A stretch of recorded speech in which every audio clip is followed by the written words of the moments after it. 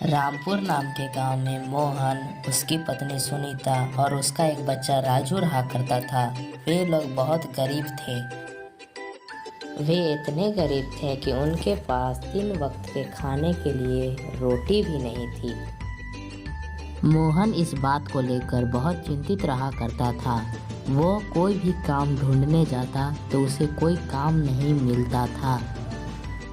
वह अपने बिस्तर पर बैठकर कुछ सोच रहा था। फिर वह अचानक उठता है और चलते चलते घर से बाहर निकल जाता है।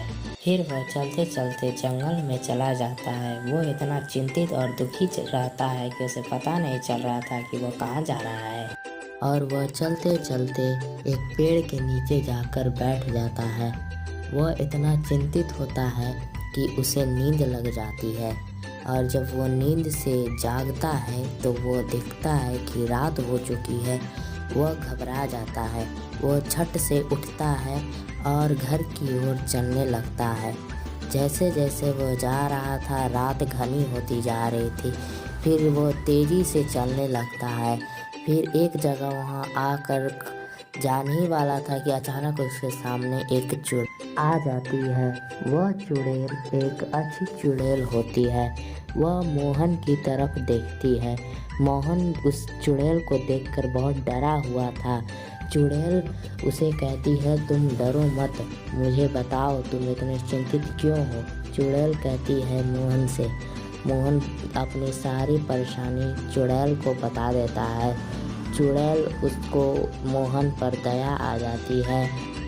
चुड़ैल मोहन को एक जादुई कलम देती है और कहती है कि अगर इस कलम से तुम जो भी चीज़ लिखोगे वो सच हो जाएगा। मोहन कलम पाकर बहुत खुश होता है। वह कलम लेकर चुड़ैल को धन्यवाद करके घर की ओर चल देता है।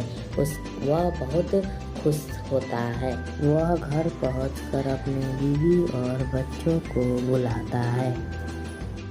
उसकी पत्नी सुनीता और राजू वहां पर आते हैं। मोहन उन दोनों को वह जादुई कलम दिखाता है और जंगल में हुई वह सारी बात बताता है।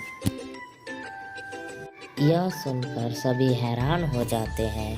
फिर मोहन उस कलम से किताब में कुछ लिखता है और वो जैसे ही किताब लिख कर रखता है उसके सामने खाना आ जाता है। वे लोग बहुत खुश हो जाते हैं और फिर वह जादुई कलम से फिर से लिखता है कि वो बहुत अमीर हो जाए, उसका एक बड़ा घर हो, उसके पास एक गाड़ी हो, वो अच्छे कपड़े पहनने लगे।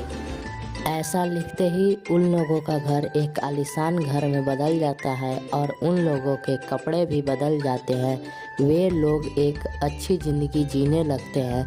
तब वे लोग बाहर आकर देखते हैं, तब उन लोगों के घर में एक गाड़ी भी होती है और घर भी बहुत बड़ा हो चुका होता है। वे लोग अब एक खुशी जीवन जीने लगते हैं और बहुत खुश रहते हैं।